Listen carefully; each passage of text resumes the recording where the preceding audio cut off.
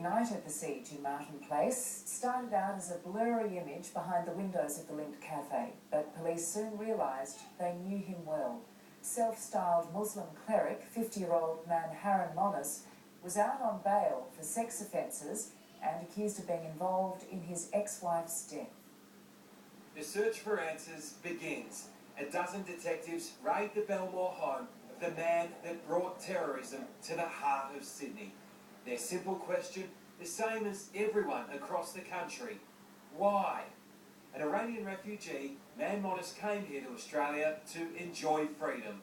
Liberties like our right to free speech, a right he gleefully learned to abuse. Are you Australians or American? It was 2007 when Monis sprung to the attention of authorities, sending a series of vile letters to the families of Australian troops who'd lost their lives in Afghanistan. We sat in our homes reading these letters. This man accusing my husband of being a child killer. It was the first of many times he'd sickened the nation. When you pick up the front page of the telly today, I think people, their stomachs turn. As his court case dragged on, Monis held a number of bizarre protests. He described himself as a Muslim cleric, but no Islamic centres recognised his claim, resulting in him being dubbed the fake sheikh. Monis eventually avoided jail on the hate mail charges, sentenced instead to 300 hours community service. But he was back in police sights again last year, following the shocking murder of his ex-wife, Nolene, who was stabbed and set alight in the stairwell of her Warrington apartment. Monis was charged with being an accessory to murder. His new girlfriend, Amira Drudis, charged with murder. But both were controversially granted bail, a decision which particularly disgusted the victim's family today. It could have been avoided if the victim was, back then you should be able to walk around anywhere you want. Then, while awaiting trial, Monis was arrested again in April this year, slapped with more than 40 charges of sexual assault.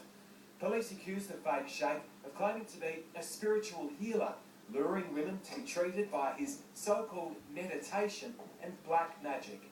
But on those charges, yet again, Monis was granted bail. This man that performed this act of terrorism, leaving 2 people dead, should never have been on the streets of Sydney. So why was a man with such a disturbing past, who faces so many serious charges, granted bail? The community has every right to feel upset. I'm incredibly upset. I'm outraged. If this review shows that we need to do more, I'll be doing more. Last Friday, Monis faced the High Court in a last-ditch bid to overturn one of the many rulings against him. He failed. Then that may well have been the proverbial straw that broke the camel's back that caused him to become unhinged. Monis raged over the weekend. On his website, which features photos of dead children, he spoke of the Muslim fight against the oppression and terrorism of the USA and its allies, including the UK and Australia. And then yesterday, dressed in Islamic headband and flag, he took his fight to the streets of Sydney. But why someone so dangerous was on our streets at all is the question that will now haunt so many in this city for a very long time. Well, Tom Steinfort joins us now from State Parliament. Tom,